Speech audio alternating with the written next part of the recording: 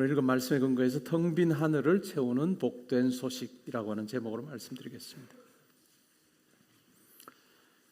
인류 역사에서 예수의 이 땅에 오심보다 더 중요한 사건은 없을 것입니다. 이것은 기독교인들에게만 중요한 것이 아니라 우리의 연대를 구분할 때도 이것은 매우 중요합니다. 전통적으로 우리의 연대를 표기할 때 BC와 AD로 그렇게 구분해서 사용합니다. BC는 Before Christ, 그리스도가 오시기 전이라고 하는 의미고, AD는 라틴어로 Anno Domini, 주님의 연대기속으로라고 하는 의미입니다. 그래서 사람들이 역사를 구분할 때도 예수 그리스도의 오시기 전과 오신 이후로 그렇게 구분해서 사용을 해왔습니다.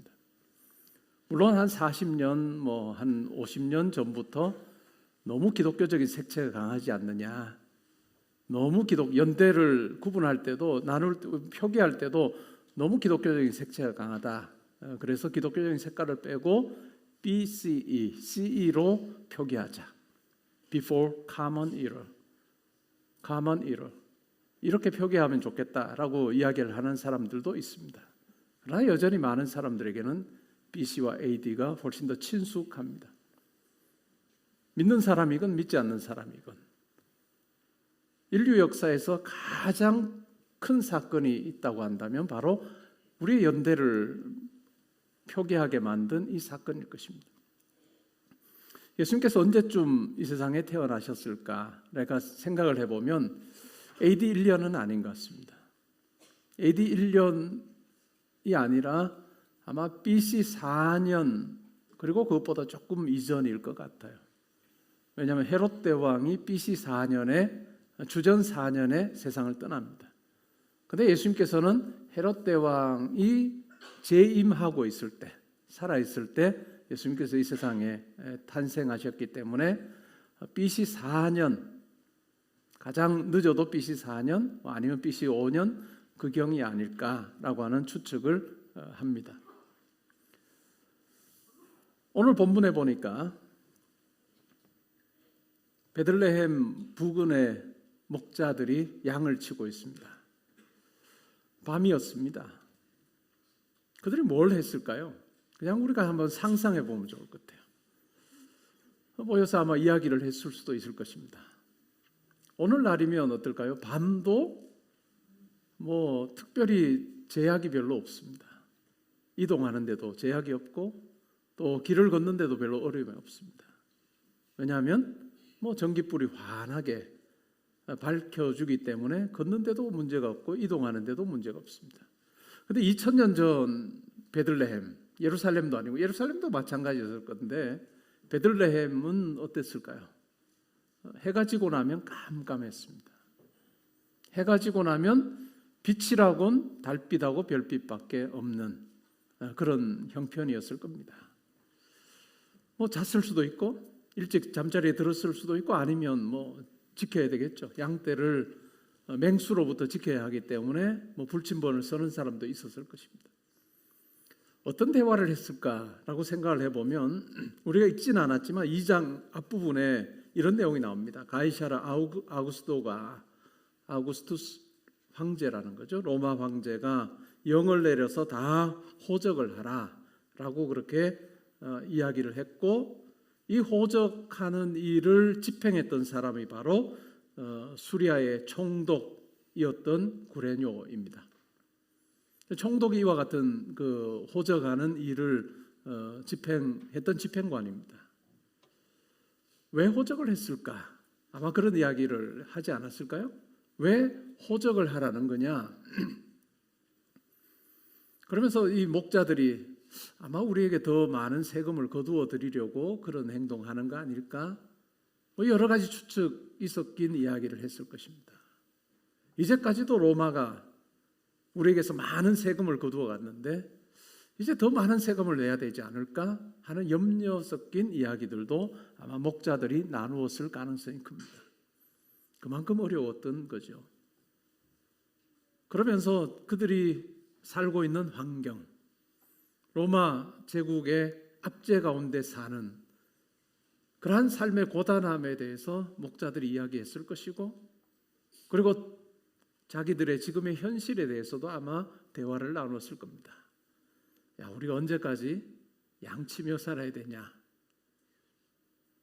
양을 치며 사는 이 삶이 쉽진 않은데 언제까지 우리가 할 수 있을까? 여러 가지 대화들이 아마 오갔을 것입니다. 그들이 대화하던 그 장면을, 배경을 생각해 보면 어떨까요? 캄캄한 밤입니다. 별빛과 달빛만 비치는 그러한 밤, 그들이 대화를 나누고 있습니다. 그때 갑자기 하나님의 천사가 나타납니다. 호련히 밝은 빛이 비칩니다. 그들이 깜짝 놀라죠. 그러자 천사가 이렇게 말합니다. 두려워하지 말아라. 내가 나타난 것은 너희들을 두렵게 하려고 나타난 것이 아니라 참 기쁜 소식을 너희들에게 전하기 위해서 나타났다라고 하는 이야기를 합니다. 그리고 그 기쁜 소식의 내용은 바로 다윗의 동네 베들레헴에 너희를 위하여서 구주가 나셨는데 그분이 바로 그리스도 주님이시다 하는 이야기를 합니다. 유대인들이 꿈꿔왔던 주 메시아가 났다라고 이야기를 합니다. 그런데 유대인들이 꿈꿨던 메시아는 어떤 메시아일까요? 그들이 로마의 압제 가운데 있습니다. 그들이 바랐던 메시아는 그들을 그러한 압제로부터 해방시켜줄 사람을 그들은 기다렸습니다. 왕일 수도 있고 아주 뛰어난 장군일 수도 있는 그러한 메시아를 통해서 그들이 로마로부터 우리가 해방이 됐으면 좋겠다 하는 생각을 유대인들은 그 당시에 예수님이 탄생하시기 전이나 탄생하신 이후에도 유대인들은 항상 그 생각을 했습니다. 그런데 천사가 해주는 이야기는 아주 다른 이야기입니다. 그리스도 주가 탄생하셨다. 근데 그가 바로 아기다 라고 이야기를 합니다. 너희가 가서 보면 강보에 쌓여서 구유에 뉘어있는 아기를 보게 될 거다. 그것이 바로 너희에게 표적이다. 하나님께서 엄청난 일을 행하시고 구원의 역사를 이루실 거다라고 하는 것의 표적이 될 거다라고 하는 이야기를 합니다. 갑자기 수많은 천군이 그 천사와 함께 나타나고 텅 비어있는 하늘을 가득 채우고 찬송의 소리가 하늘을 가득 채웁니다. 그리고 이런 노래를 합니다. 지극히 높은 곳에서는 하나님께 영광이요 땅에서는 하나님이 기뻐하시는 사람들 중에 평화로다. 오늘 본문을 우리는 두 장면으로 나눌 수 있습니다. 한 장면은 뭘까요? 그냥 텅 비어있는 하늘입니다. 여느 때와 똑같은 깜깜한 밤하늘입니다. 광활해 보이긴 하지만 아무것도 할 수 없어 보이는 그와 같은 밤이고 하늘입니다. 또 다른 장면은 뭘까요? 환하게 밝은 하늘이고 그 텅 비어있던 그 하늘에 천군 천사들이 가득하여서 하나님의 영광을 노래하고 땅에 주어질 기쁨에 대해서 이야기하는 찬송 소리로 가득한 밝은 하늘입니다. 이 두 장면 너무나도 대조적입니다. 왜 그러면 하나님께서 자기의 천사를 보내셔서 이 텅 비어 있는 밤하늘 이 아래서 살고 있는 목자들에게 나타났을까? 첫 번째 장면은 예수 그리스도가 이 세상에 오시기 전에 인간의 삶을 이야기하는 것 같습니다. 물론 시간을 의미하죠. 밤이라고 하는 시간, 물리적인 시간을 의미할 수도 있지만 상징적으로는 하나님을 떠난 인간의 삶이었다는가 하는 것을 우리에게 잘 보여줍니다. 할 수 있는 것이 별로 없고 소망도 없고 두렵기도 하고 염려도 되는 그러한 삶. 철학자였던 하이데거가 우리 인간의 실존이라는 게 뭐냐라고 하는 것을 이야기할 때 염려와 걱정 가운데 사는 삶이다. 조르게와 앙스트를 가지고 사는 삶, 그것이 바로 인간이다 라고 그렇게 이야기했던, 어찌 보면 그와 같은 삶입니다. 이제까지 목자로 살았고 오늘도 지금 그 일을 하고 있고 내일도 그 일을 할 텐데 과연 소망이 있냐? 내 삶에 소망이 있느냐라고 하는 물음을 던지게 만드는 삶입니다. 하나님의 형상대로 우리가 지음을 받았지만 그 하나님으로부터 떠나 있을 때 우리의 존재가 얼마나 힘든 삶을 살 수밖에 없는가라고 하는 것을 이 캄캄한 밤 하늘 아래에 있는 목자들의 삶을 통해서 우리에게 이야기를 해줍니다.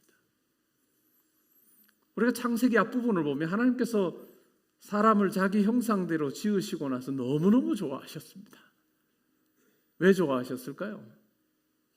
하나님께서 의도하신 대로 잘 만드셨으니까 좋아하신 것도 있지만 우리 인간과 하나님이 교통하는 존재이기 때문에 하나님께서는 기뻐하셨습니다. 그리고 그것이 바로 에덴 동산의 아담과 하와의 삶을 통해서 우리는 너무나도 분명하게 확인합니다.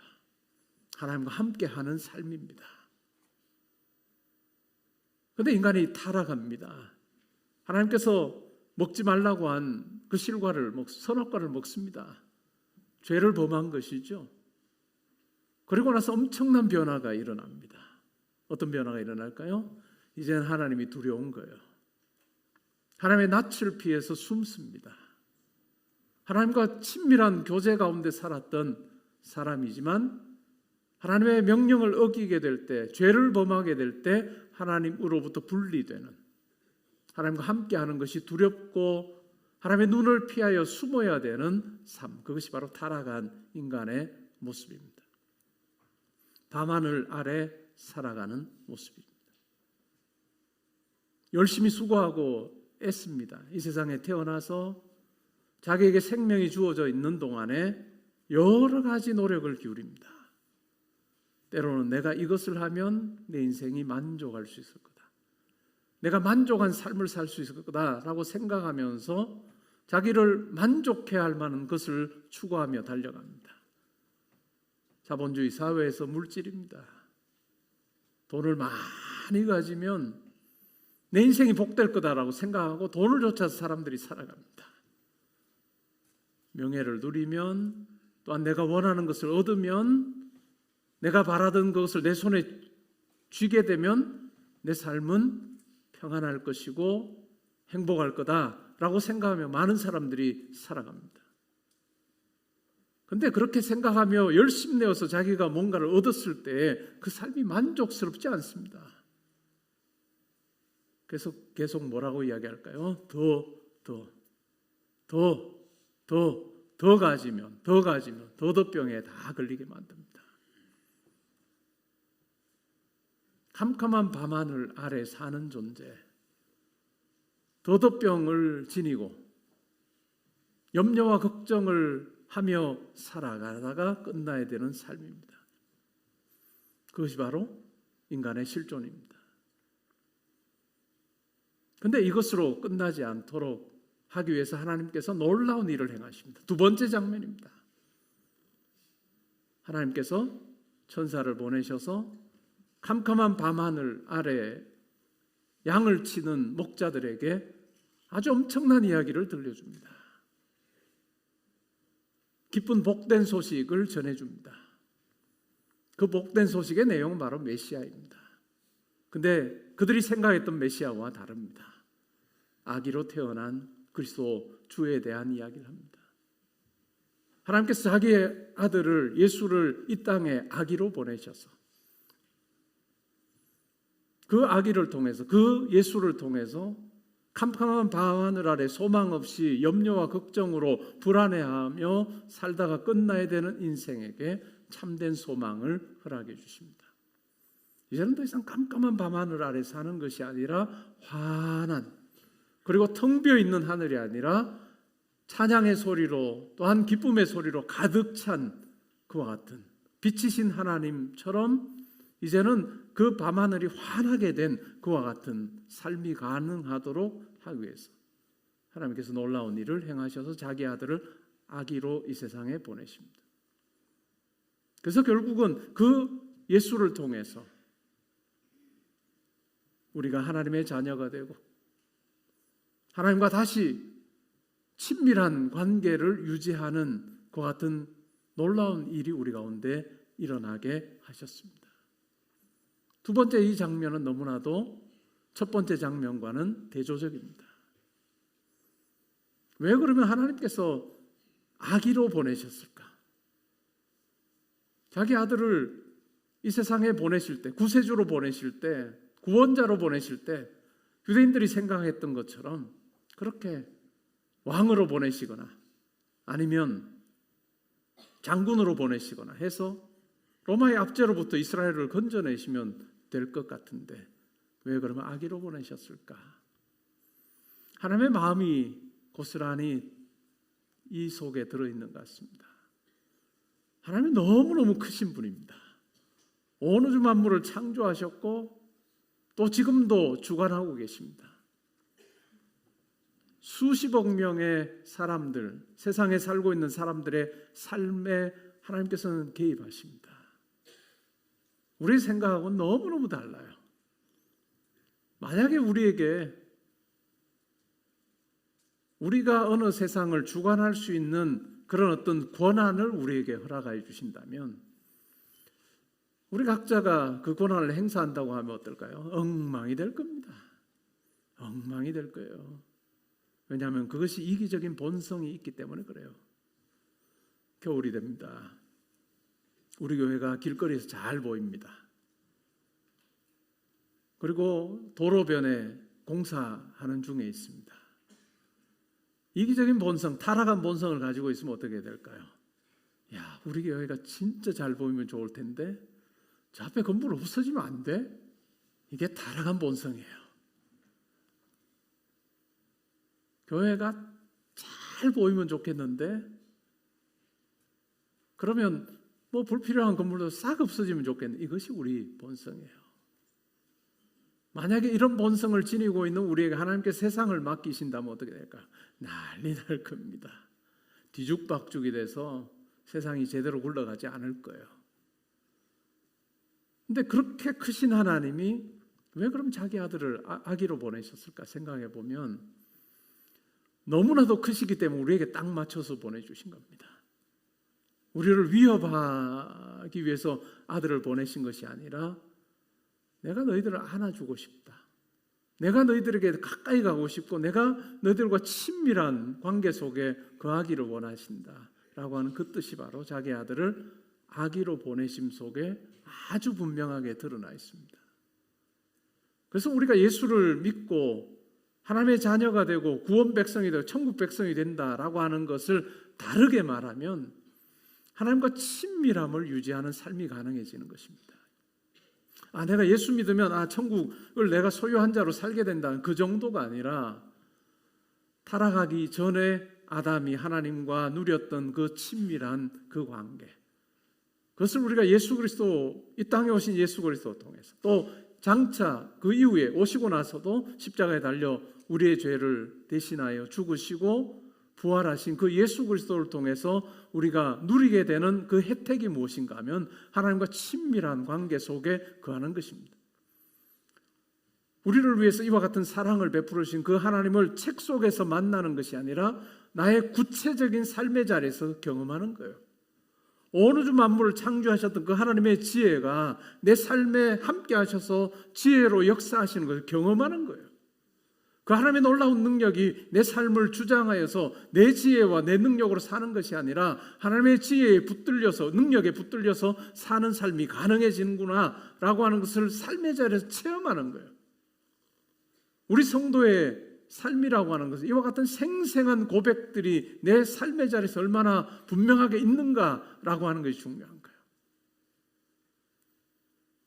완전히 다른 삶이 가능할 수 있도록 하나님께서 놀라운 일을 행하셨다. 텅 빈 밤하늘에 찬양의 소리도 가득하고 천군 천사들도 가득했지만 정말 우리가 놓치지 말아야 되는 그것은 바로 그들이 불렀던 노래의 주인공이 누군가? 바로 예수 그리스도다라고 하는 그 사실입니다. 그리고 오늘 우리가 이 자리에서 그 예수 그리스도를 기억하며 기념하며 함께 감사하고 기뻐하는 시간을 보내고 있습니다. 예수 그리스도를 믿는 자에게는 캄캄한 밤하늘, 텅 빈 하늘이 아니라 이제는 환하게 밝은 찬양 소리 가득한 영광과 기쁨이 허락이 되어지는 그 같은 삶이 가능하게 되었다라고 하는 것을 오늘 이 본문은 우리에게 너무나도 분명하게 이야기를 해줍니다. 여러분의 지금의 상태는 어떠하십니까? 혹시 캄캄한 밤하늘처럼 어떤 일로 인해서 힘들어하는 분 계십니까? 오늘 이 본문이 여러분을 호련히 많은 천사들이 등장하여서 찬양 소리 가득한 하늘로 봐. 그리고 그 찬양의 주인공이 바로 예수 그리스도임을 여러분들에게 분명하게 선언하심으로 깜깜한 밤하늘에서 환한 밝은 빛이 있는 그 같은 하늘로 바뀌는 그 같은 은혜가 있으면 좋겠습니다. 어린아이들은 밤이 무섭습니다. 아주 두려워요. 근데 그 아이에게도 예수님께서 말씀하십니다. 얘야, 두렵냐? 깜깜한 게 무섭냐? 무서워하지 마라.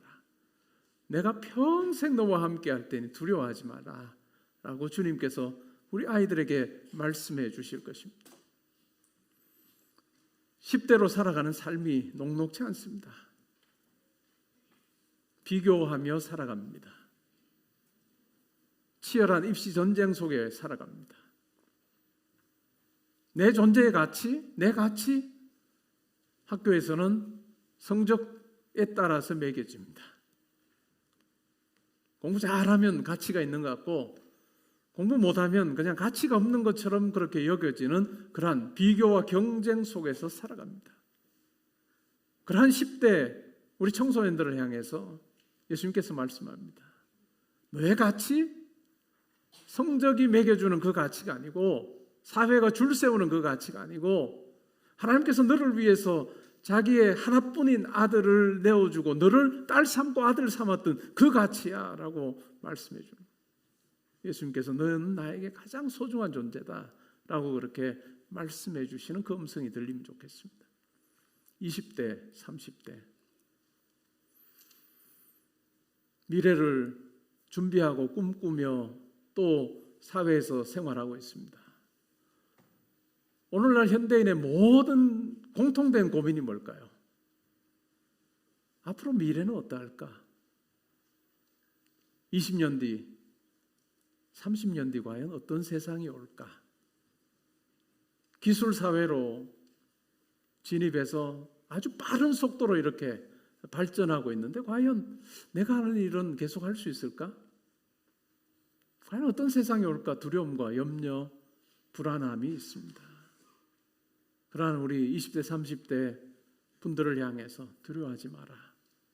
내가 이 모든 것, 세상의 시작부터 끝까지 내가 붙들고 있으니 염려하지 마라 라고 하시는 주님의 음성이 우리 청년들에게 들리면 좋겠습니다. 중년층 우리 성도님들 어깨에 올려져 있는 짐이 무겁습니다. 우리 자녀들을 양육해야 되고 내 삶도 꾸려가야 되고 그리고 시간이 되면 때로는 부모님도 부양해야 되는 그 같은 여러 가지 어려운 일들을 우리 어깨에 이렇게 올려놓고 지냅니다. 겉으로는 난 괜찮아, 나 잘하고 있어 괜찮아 라고 하면서 혼자 있을 때는 야, 잘할 수 있을까? 내가 이거 다 감당하기에 괜찮을까? 3년 뒤, 5년 뒤 괜찮을까? 라고 하는 물음을 던집니다. 사람들 앞에서는 척하지만 혼자 냉정하게 자기의 삶을 살필 때마다 때로는 염려되고 불안해하는 우리 중년, 우리 성도님들을 향해서 두려워하지 마. 네가 가지고 있는 네 어깨 위에 올려져 있는 그 짐 내가 짊어질 거야. 수고하고 무거운 짐진 내 사랑하는 아들 딸아, 내게로 와서 그 짐 내가 지고 내가 메어주는 그 짐 지고 세상 살면 좋겠다라고 하시는 주님의 음성을 들으면 좋겠습니다. 인생 후반전을 살고 계신 우리 장년층 성도님들, 내 마지막 순간이 어떨까? 내 앞으로의 삶이 어떨까? 내가 얼마나 건강하게 잘 지내다 갈 수 있을까? 혹시 내가 정신을 잃어버리게 되지는 않을까? 참 많은 고민을 합니다. 내가 내 자녀들에게 짐이 되지는 않으면 좋겠다라고 하는 그런 어떤 여러 가지 어떤 고민들, 마음이 있습니다. 그러한 성도님들에게도 주님은 말씀합니다. 두려워하지 말아라. 내가 너의 마지막 순간까지 함께 할 테니 염려하지 말아라 라고 하시는 주님의 음성을 들으면 좋겠습니다. 볼지어다 내가 세상 끝날까지 항상 함께 할 거야 라고 하셨던 그 주님의 그 음성이 이 자리에 있는 우리 모두에게 어린아이로부터 어르신에게 이르기까지 우리에게 항상 말씀하여 주시는 그 주님이 바로 나의 구세주시고 내 그리스도이심을 고백하는 그러한 고백이 우리 가운데 있으면 좋겠습니다. 그래서 내 힘으로 내 지혜로 꾸려가는 삶이 아니라 나를 위해서 모든 것 내어주신 그 하나님의 지혜와 능력으로 살면 좋겠습니다. 여러분 살면서 얼마나 예배의 자리에 있을 것 같습니까? 아무도 몰라요, 그거는. 그러나 우리에게 필요한 것이 있다면 예배의 자리로 나올 때 기대와 설렘을 가지고 나오는 것이 중요합니다. 예배의 자리로 나오면서 하나님 아버지, 저는 이와 같은 모습으로 살고 있는데 하나님의 지혜가 필요하고 하나님의 능력이 필요합니다 라고 하는 그 기대감을 가지고 우리가 예배의 자리에 있고 기도의 자리에 있을 때 마치 그릇이 그냥 똑바로 하늘로 이렇게 올려져 있는, 열려있는 그와 같은 모습으로 우리 마음의 그릇이 준비가 될 때 하나님께서 때에 따라 우리에게 필요한 대로 하나님의 지혜와 능력을 우리의 마음에 담아 주실 겁니다. 깜깜했던 밤하늘 같은 그와 같은 우리의 마음이, 우리의 삶이 주님께서 채워주시는 그 밝은 빛으로, 비춰주시는 밝은 빛으로 우리의 마음의 그릇에 담아주시는 하나님의 지혜와 능력을 우리가 소유하게 될 때 우리는 담대하게 깜깜한 밤하늘이 아니라 환한 빛 가운데 걸어가는 삶이 가능하게 될 것입니다.